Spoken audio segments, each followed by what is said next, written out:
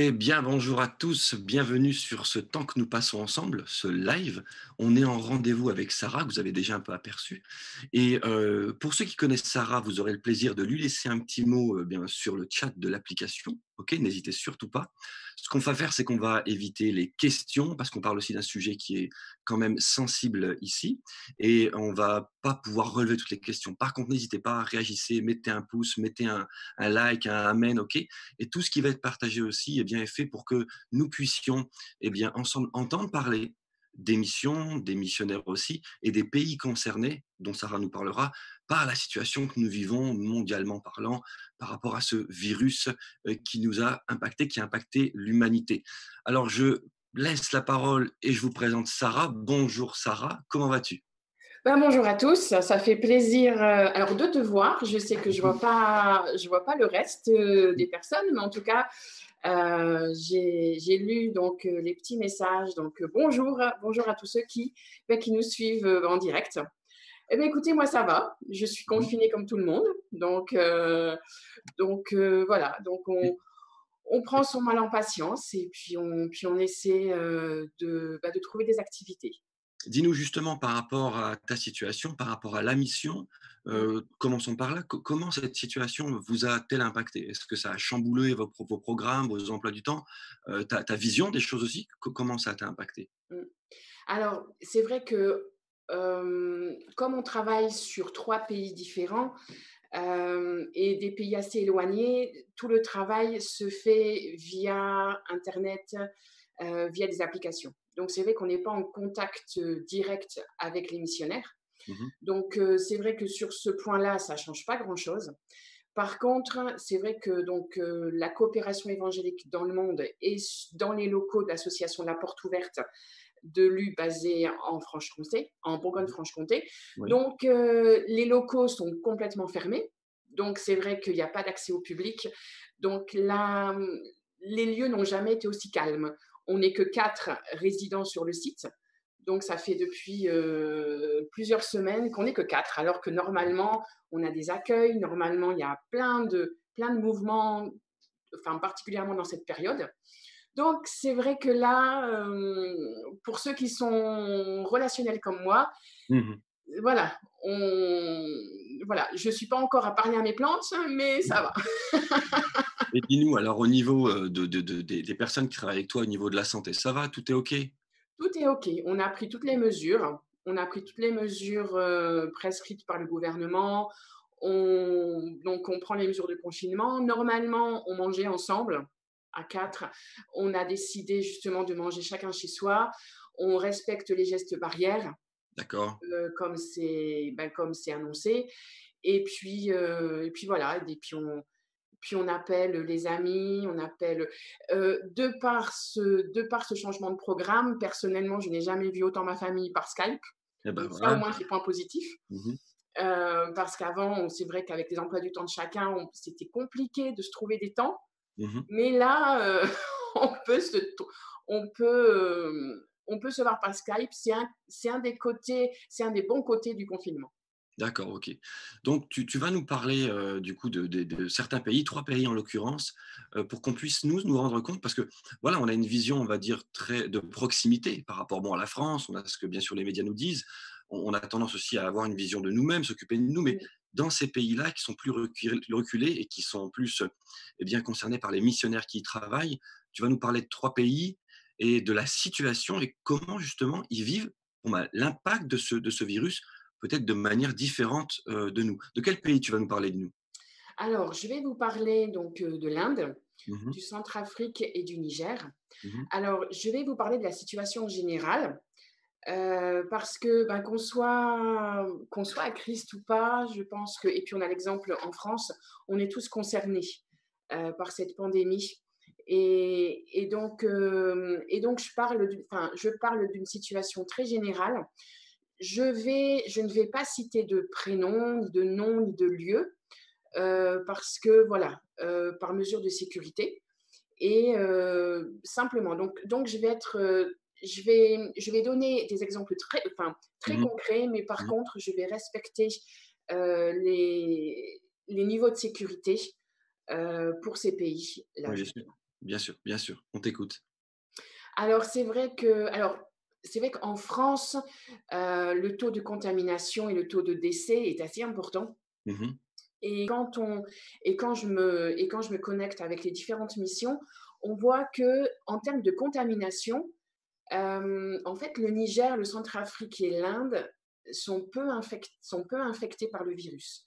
L'Inde un peu plus, Oui, mais quand j'ai lu le dernier rapport donc de l'OMS, l'Organisation mondiale pour la santé, qui date du 21 avril dernier, donc il y a à peine 9 jours, oui, en fait, le Niger comptait que 20 décès, enfin que c'est toujours 20, bien sûr. donc c'est toujours 20 de trop, mais le Niger comptait 20 décès liés au coronavirus, alors que le Centrafrique n'en comptait aucun. D'accord, Donc c'est pas la situation n'est pas dramatique. Enfin, la situation d'urgence n'est pas au niveau de la contamination. d'accord, OK. En Inde, par contre, il y a beaucoup plus de décès. On est à ce jour à 1007 décès déclarés. D'accord, OK, OK, Et là, par contre, je parle des chiffres officiels. OK. Ce sont des chiffres officiels. Euh, Après, c'est voilà, donc c'est un rapport de l'OMS. La situation réelle sur le terrain peut être différente. Oui, OK, on entend bien, on entend bien. Comment les justement les missionnaires ou tout du moins leur organisation, donc du coup, subit cet impact au niveau de l'Inde? Dis-nous. Alors, c'est vrai que c'est un chamboulement complet parce que chaque gouvernement a déclaré l'état d'urgence sanitaire Bien sûr, pour chaque pays. bien sûr. Donc, comme en France, le confinement, les gestes barrières, mais dans la pratique, c'est très compliqué. Oui. On est dans des pays où il y a énormément de bidonvilles. Mmh. Donc, comment être confiné quand on habite dans un bidonville? Quand notre habitation n'est que quatre plaques de fer, Bien sûr. qui aussi existe, enfin, qui est seulement fait pour dormir. Et que voilà, donc c'est vrai que enfin, quand on parle de confinement, c'est très différent. Oui, puis on peut imaginer que les mesures de enfin, ce qu'on appelle en France, les mesures de distanciation, ça va être compliqué quand même à appliquer ou, dire est-ce qu'elles sont les mêmes? En tout cas, ça va pas être facile à vivre dans cette situation-là. C'est quasi impossible à vivre. Moi, je vois au Centrafrique et au Niger déjà, hem, la vie la vie se vit à l'extérieur. Oui, oui, OK. Déjà, les maisons ne sont là, que pour y dormir et que pour y manger éventuellement, mais parce que Mmh. même là, enfin, même le repas se fait généralement dehors. Donc, c'est très compliqué, c'est extrêmement compliqué et c'est pour ça que les mesures, d'urgence sanitaire qui sont mis en place par ces pays-là Mmh. sont aussi importantes parce qu'elles diminuent, parce qu'elles évitent la propagation du virus. Bien sûr. Mais c'est très compliqué. Bien sûr. Au niveau de l'activité donc missionnaire qui est en Inde, de ce qu'elle procurait comme bienfait au niveau de la population, parles-en-nous. Comment elle arrive à réagir par rapport à cette situation et à faire de son mieux pour pouvoir aider justement dans ces moments-là? Pour bien comprendre la situation en Inde, Mmh. il y a un petit reportage de France 2, mais qui a été réalisé justement sur les conditions de confinement dans les bidonvilles. D'ailleurs, je pense que tu as mis le lien sur Facebook. Je le mettrai, ouais, je le mettrai. Voilà. Et déjà présentons la situation générale.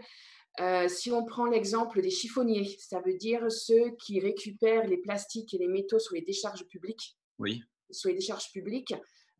Donc, ils trient les ordures pour récupérer le plastique, pour récupérer donc les métaux, pour Mmh. ensuite les revendre sur les marchés. D'accord. Et ça leur procure leur salaire journalier Mmh. pour ensuite faire vivre la famille. Donc, ça va des enfants jusqu'aux adultes. OK.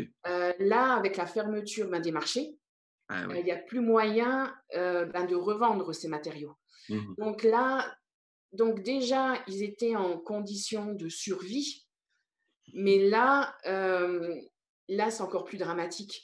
Et c'est une enfant, justement, dans ce reportage qui disait, mais nous, on n'a pas peur de mourir Mmh. parce que tout le monde mourra un jour. et si c'est pas le Covid, qui nous tue, ce sera la faim.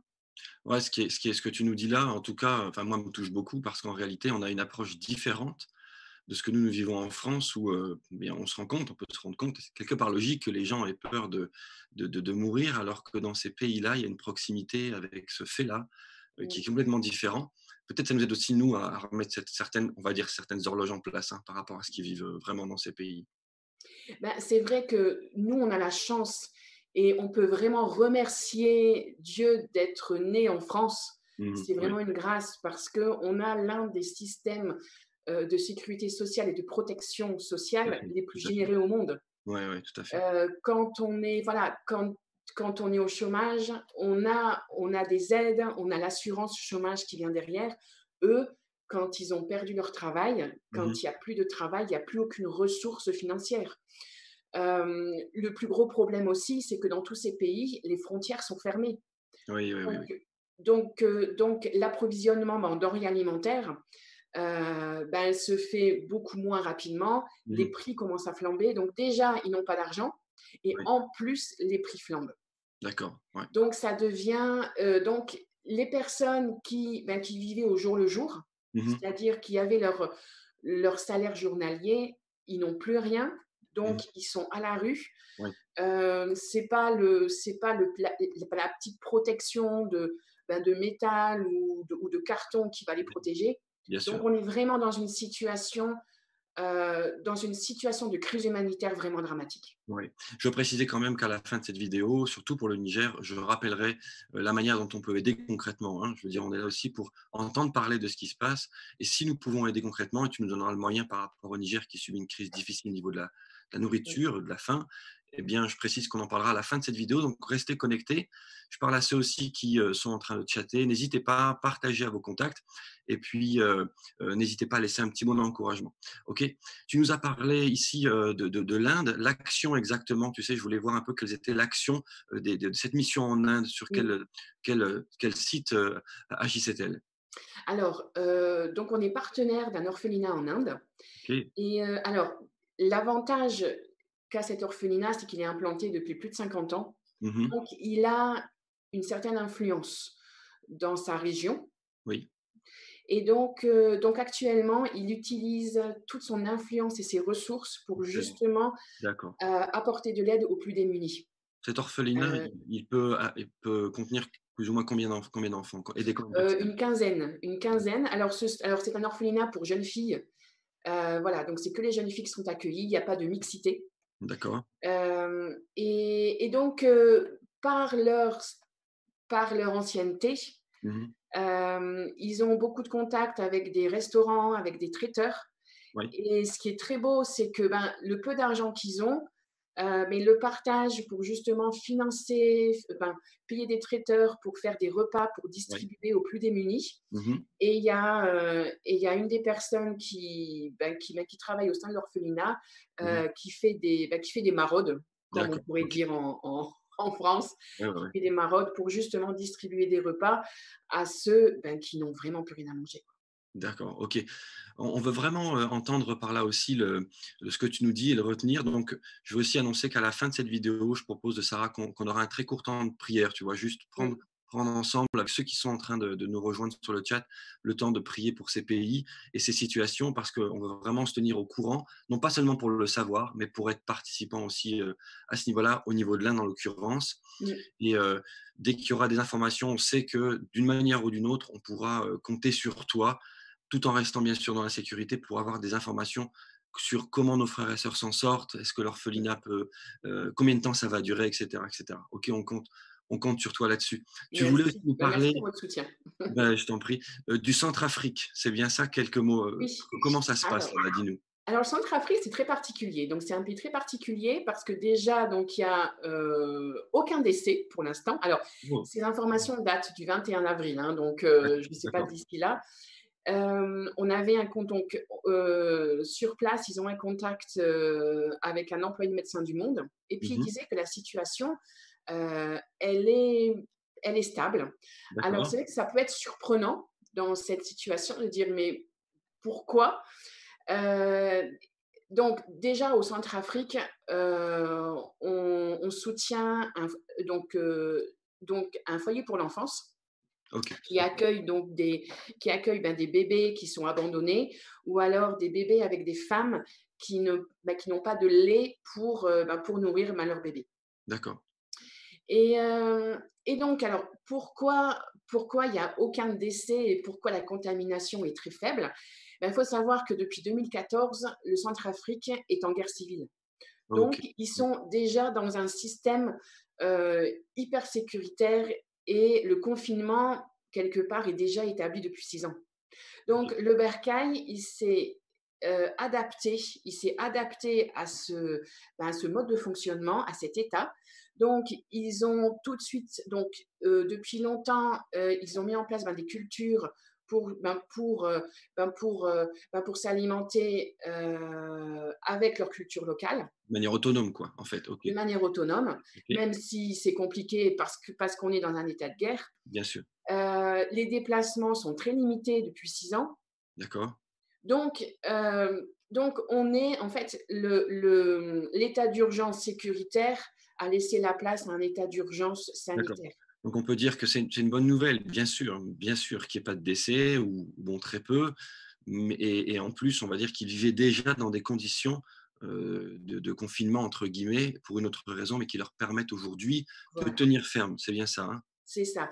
Mais malgré ça, n'oublions pas quand même que le Centrafrique, c'est l'un des 5 pays les plus pauvres au monde. Bien sûr, bien sûr. Donc, quand la crise du Covid sera derrière nous, ce pays va rester l'un des 5e pays Bien les plus sûr. pauvres du monde. Les échos vont, l'écho de cette situation va se reproduire et peut-être même qu'ils voilà, ils vont la subir bien plus longtemps que nous. On doit avoir cette pensée-là, c'est vrai. Voilà.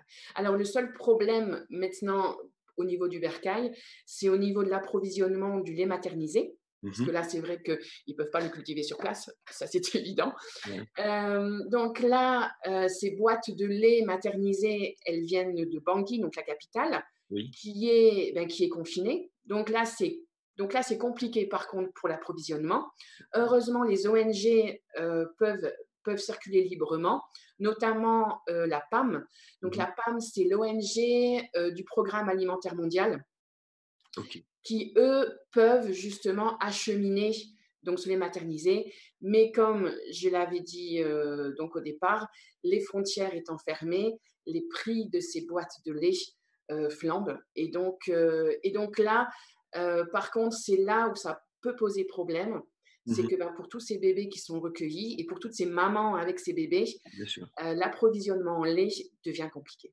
D'accord, donc on retient bien aussi ce sujet-là, ce sujet de prière pour nos frères et sœurs, donc qui sont au Centrafrique et c'est en fait une raison aussi similaire par rapport au premier pays dont tu nous parles, l'Inde. Mm, On a l'impression vraiment que la fermeture des frontières vient vraiment enrayer beaucoup de situations c'est ça. d'aide, concrète et il faut qu'on soit aussi en prière pour ça. On est vraiment confiant que la main de Dieu peut se poser sur ces situations. C'est ce qu'on veut vraiment, déclarer, réellement, hein, pour ces situations-là.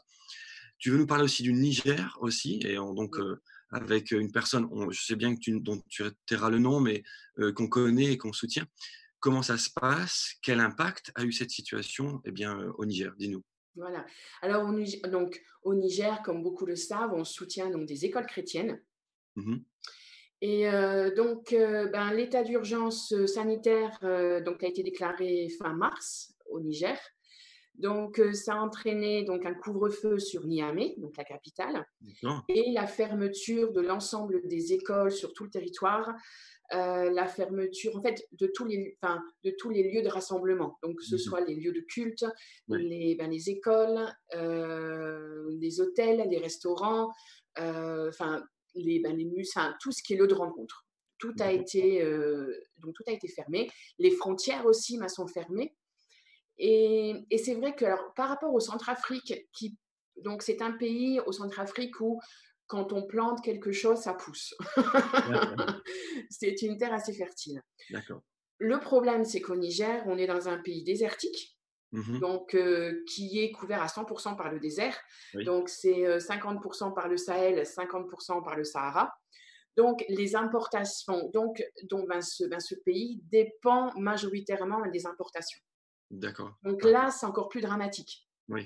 Parce qu'au Centrafrique, ils peuvent cultiver, même s'il y a un état de guerre et que les champs sont régulièrement brûlés, mais là, ça se Mmh. stabilise. Oui. Au Niger, les frontières sont fermées et là, l'approvisionnement est beaucoup plus lent. Donc, avec la fermeture des frontières, la fermeture des écoles, alors Mmh. si je me focalise sur les écoles chrétiennes au Niger, ben, du jour au lendemain, il y a 42 personnes qui sont venues au chômage, Ah là là, OK. 42. Mmh. Et ben, ces 42 personnes, ce sont des pères, ce sont des mères qui ont besoin, ben, qui ont besoin d'argent pour nourrir leur famille. Mmh. Et s'il y a plus d'argent, enfin, s'il y a plus de travail, il y a plus d'argent. Et D'accord. s'il y a plus d'argent, ben, il y a plus de quoi se nourrir. OK. Parle-nous, quelques instants, de l'action missionnaire au Niger exactement, un peu du cadre, de ce qu'elle avait comme impact auprès de la population, si tu veux bien? Alors, ben, les écoles chrétiennes, c'était, ben, donc les écoles vont de la maternelle jusqu'au lycée. Donc Oui. cette année, pour la première fois, il y avait des candidats au bac. Donc OK. ça c'est quelque chose d'extraordinaire parce que la plupart des jeunes, arrêtent jusqu'au brevet des collèges. Mmh. Et donc, avoir des futurs bacheliers, c'est une grande avancée vraiment pour ce pays. OK. Et donc c'était un lieu vraiment important pour la communauté là-bas. Mmh. Tous les enfants, enfin tous les parents, veulent scolariser leurs enfants là-bas et puis ça crée vraiment une dynamique. Oui, bien sûr, Ça crée une dynamique. bien sûr. En plus, bon, il y a aussi, les églises aussi qui sont là. Et donc, du jour au lendemain, tout est à l'arrêt. Ouais. Donc les enfants, alors en plus, les enfants, quand ils allaient à l'école, ils avaient l'assurance d'avoir un repas par jour au moins, Bien sûr. donc le OK. midi. D'accord. Là, avec la fermeture des écoles, chacun est chez soi et les enfants, on ne sait même pas s'ils peuvent manger tous les jours. D'accord. OK. Les nouvelles que tu as, tu les reçois tous les combien de temps, dis-nous, par rapport à ces situations? Alors, là, je suis en contact, assez régulièrement avec les missionnaires sur place, Mmh. donc au moins 2 fois par semaine. D'accord, OK. Au moins 2 fois par semaine. Parle-nous, alors je m'adresse ici à ceux qui sont en train de regarder cette vidéo. Bien sûr, n'hésitez pas, je le répète, à partager, hein, vous pouvez le faire grâce aux fonctions du chat sur Facebook. Partagez cette vidéo parce que même si les personnes ne viennent pas la voir tout de suite, eh bien, ils auront donc le lien, ils pourront revenir la voir et je veux que Sarah, tu puisses parler de cette action concrète, de comment nous pouvons nous aider les personnes, financièrement bien sûr, aider et à quelle somme et ce que ça représente, eh bien, au Niger, au niveau, de la faim, de les aider à avoir un colis alimentaire et comment ça marche? Dis-nous. D'accord. Alors du coup, on a lancé l'opération, kit d'urgence alimentaire, Mmh. parce que, voilà, hem, en concertation avec les missionnaires sur place, Oui, un kit, c'est-à-dire un kit qui va comprendre 50 kilos de riz, oui. 5 litres d'huile, 6 kilos de haricots et un carton de savon. Mmh. Avec un kit, une famille de 8 personnes pourra vivre pendant un mois. Un kit, un mois et quel Un est le kit, montant un le mois. montant du kit? Dis-nous. Et le prix d'un kit est de 70 €. Donc D'accord. avec 70 €, on permet à une famille de 8 personnes de vivre pendant un mois. 8 personnes pendant un mois, 70 €. D'accord. 70 €. Donc c'est vrai que ça, quand j'ai contacté le missionnaire pour mettre en place ces kits et quand il m'a donné le détail du kit et le prix, Mmh. j'ai dit: «Mais waouh, quelle chance on a, nous!» parce que ça veut dire que ce kit, ils mangeront du riz pendant un mois. Ouais, c'est sûr. Ils mangeront du riz pendant un mois, ils ont 6 kilos de haricots, c'est pas énorme pour distribuer, donc il y aura très peu de haricots dans le riz. La plupart ont quand même quelques poules, Oui, quelques poulets, mais ça va pas durer énormément. Donc ce programme, on veut le mettre, enfin, on veut le garder jusqu'en septembre. Alors mmh, pourquoi septembre? Parce qu'en septembre, c'est la réouverture donc des écoles et normalement la vie quotidienne devrait d'accord, reprendre, bien le sûr. travail devrait reprendre, les marchés devraient ouvrir, partout. En fait, c'est comme en France. Ouais. Donc on suit à peu près, le même calendrier. Ok, d'accord. Donc, on a bien une vision maintenant du kit, du tarif, de ce que ça a comme impact pendant tout un mois sur une famille de 8 personnes et jusqu'en septembre. Donc, du coup, on s'imagine faire en sorte de pouvoir couvrir cette période. Comment concrètement on peut faire si on veut faire un don?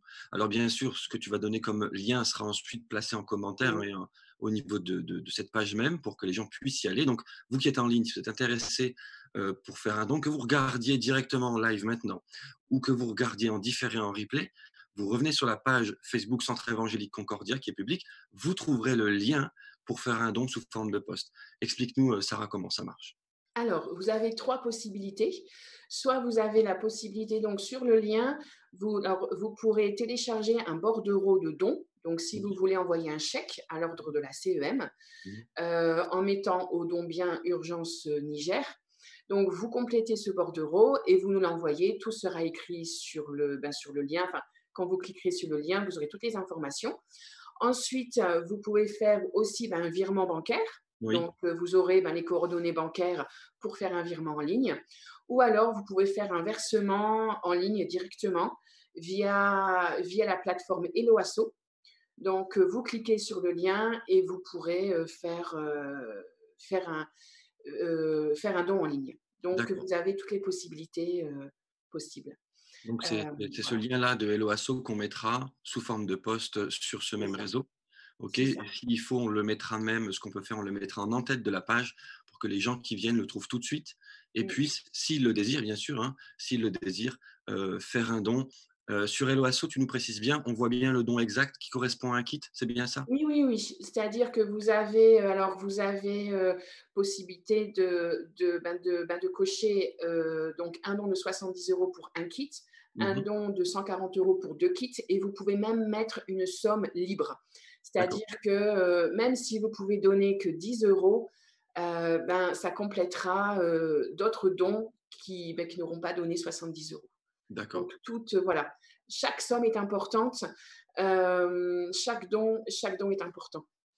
Et Excellent. donc la bonne nouvelle, c'est que, j'ai pu envoyer 3 500 € donc là dernièrement pour l'achat de 50 kits.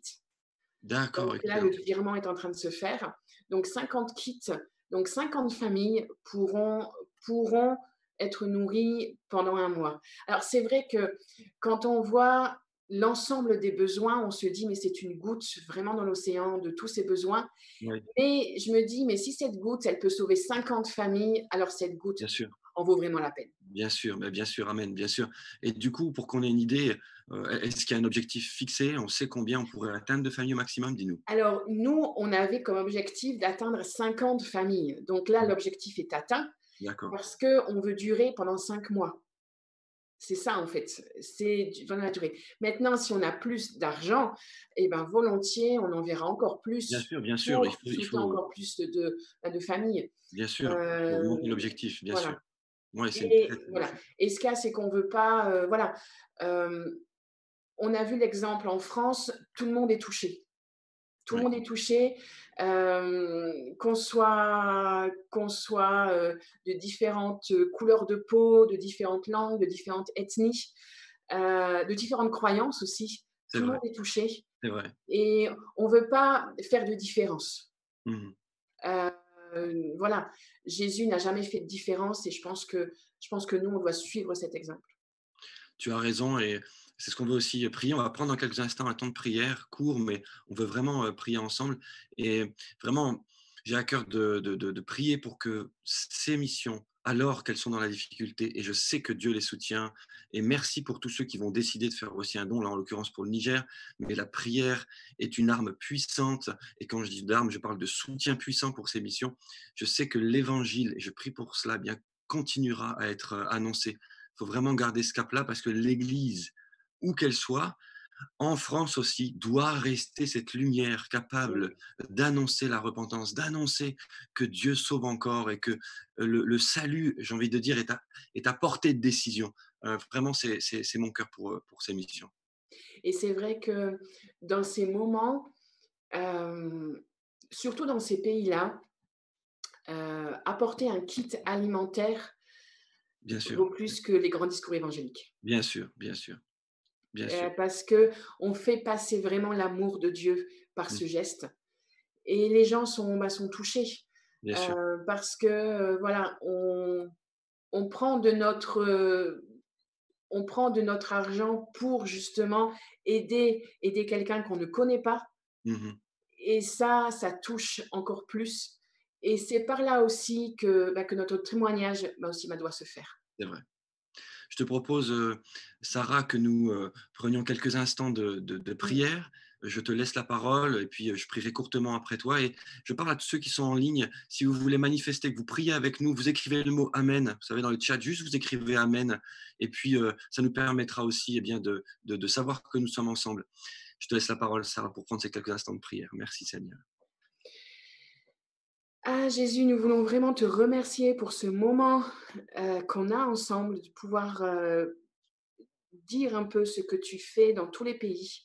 Voilà, Et Seigneur. c'est vrai, Seigneur, que nous voyons cet état, nous voyons tous ces cas, tous ces pays qui sont dans des situations dramatiques. C'est Mais vrai, nous Seigneur. savons que toi, tu as la main sur tout. Oui, Il n'y Seigneur. a aucun événement qui ne t'échappe, Mmh mh. Seigneur. Et nous voulons vraiment prier pour la protection de chacun, Seigneur. Quand tu es mort sur la croix, pour nous, tu es mort pour tout le monde, Oui, pour chaque être humain. Et Seigneur, que par cette opération de kit alimentaire, que par ces témoignages de chacun, nous puissions refléter ton amour, Amen, Seigneur. Seigneur. Ce n'est pas un amour superficiel, mais nous voulons vraiment acter cet amour par des gestes concrets. Oui, Seigneur Et Dieu. Seigneur, que cette distribution, Seigneur, puisse être bénéfique pour beaucoup, Seigneur. Et que ta parole soit proclamée, Seigneur. Alléluia, Seigneur, merci alléluia. aussi parce que tu mets la paix dans les cœurs de chacun. Amen, Seigneur. Seigneur, tu as donné cette promesse, Seigneur, dans ta parole, que nous devons, Seigneur, dire nos besoins et que C'est toi, vrai, tu Seigneur. mets cette paix qui dépasse toute intelligence Amen, dans nos cœurs amen. et nos pensées. Mmh mh. Alors, je te prie pour tous mes frères et sœurs dans le monde qui ont besoin, qui sont peut-être dans la peur, découragés, Oui, de, Seigneur. mettre- de vraiment mettre la paix dans leur cœur. Et que ceux qui ne te connaissent pas, Seigneur, puissent crier à toi et que toi, tu agisses, Amen, Seigneur. Seigneur Dieu. Que tu agisses puissamment dans les vies, Seigneur. Amen. Seigneur, nous te prions, Père éternel, et je veux m'attacher à la prière de Sarah et à tous ceux qui écrivent Amen. Te prions ensemble pour tout ce qu'on a entendu sur ces pays. Et nous savons que tu restes le Dieu puissant. Nous savons que tu n'es pas dépassé et que tu poses ta main sur ces situations. Nous voulons nous tenir auprès de ceux qui en ont besoin et prier pour chaque situation, Seigneur. Nous savons que par ton Saint-Esprit, tu es capable d'agir au détail près et tu répondras à chaque situation, Seigneur. Tu soutiendras. Nous savons que tu veilles sur ta parole pour qu'elle s'accomplisse. Nous savons, Père éternel, que tu es en train d'agir. Alors nous te remettons toute la situation, cette situation déjà, dans notre pays de France, bien sûr, mais aussi, Seigneur, dans les pays qui ont été nommés. Nous voulons prier pour les autorités. Nous te demandons de leur insuffler la sagesse dans leur prise de décision. Nous te demandons qu'il y ait un réel tournant. Nous te demandons que l'évangile de Christ, eh bien, soit encore cet évangile qui, eh bien, se manifeste et que les cœurs, comme l'a dit Sarah, se tournent vers toi, qu'ils puissent se rendre compte que tu es le Dieu puissant et qui, malgré ces moments difficiles et dans ces moments difficiles, comme nous le rappelle ce psaume, quand nous traversons la vallée de l'ombre de la mort, eh bien, nous ne craignons pas. Seigneur, je prie que cette situation, ce verset prenne sa pleine réalité auprès de nos frères et sœurs et qu'ils puissent prendre avec eux tous ceux qui en ont besoin, que de plus en plus de personnes puissent, Seigneur, faire l'expérience de ta paix, de ton bras qui bouge pour les aider, Seigneur Dieu. Nous te bénissons, Père éternel, pour qui tu es. Que le nom du Seigneur soit béni, Seigneur.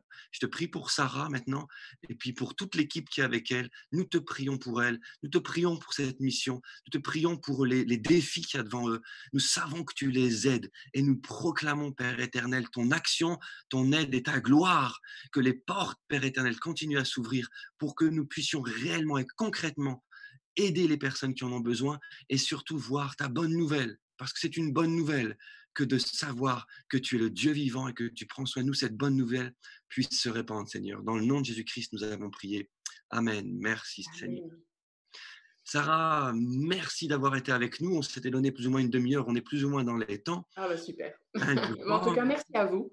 Merci à vous pour ce temps que vous m'accordez.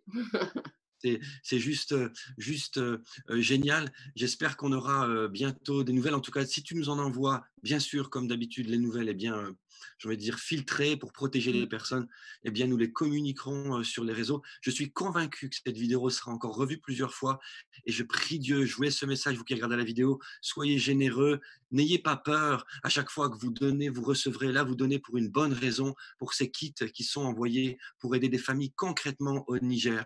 Eh bien, que Dieu vous bénisse. Vraiment, je vous bénis ceux qui regardaient cette vidéo et ceux qui la verront en replay. Vous prenez le lien et vous allez aider. Je termine maintenant simplement en m'adressant à vous, qui regardez cette vidéo. On finira maintenant ce direct. Je vous propose de remettre le chant que nous avons, et vous pourrez le suivre, ça se terminera comme ça, que nous avons composé avec l'Église, nous avons interprété ensemble avec l'Église. Je propose qu'on le mette, tu viens du ciel sur la terre pour montrer le chemin, pour payer le prix. Tu viens du ciel. Et ça, comme l'a dit Sarah, alors que ce virus touche tout le monde, et on est tous touchés, eh bien c'est pareil, le plan de Dieu est valable pour tout le monde. Dieu aime tous les êtres humains et il veut qu'ils soient sauvés. Je vous laisse avec ce chant et encore, je vous dis merci d'avoir suivi ce live. À très bientôt.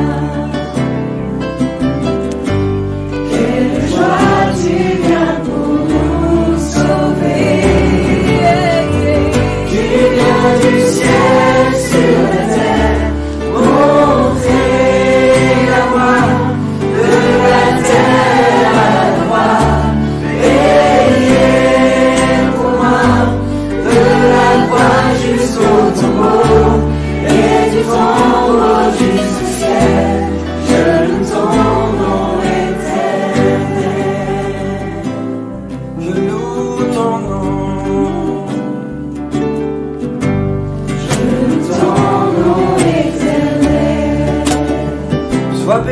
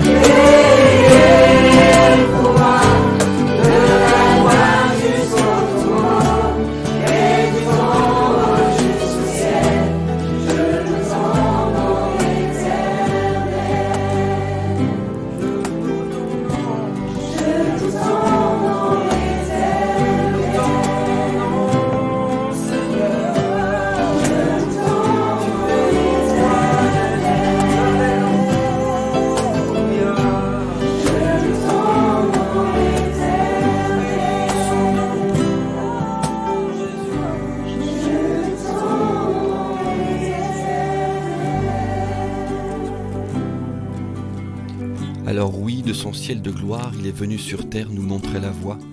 Il te connaît par ton nom. Il est venu sur terre et il a été crucifié. Il a donné son sang pour toi. Il était mis au tombeau, mais le 3e jour, il est ressuscité. Pour qu'aujourd'hui, tout simplement par la foi, tu puisses lui donner ta vie.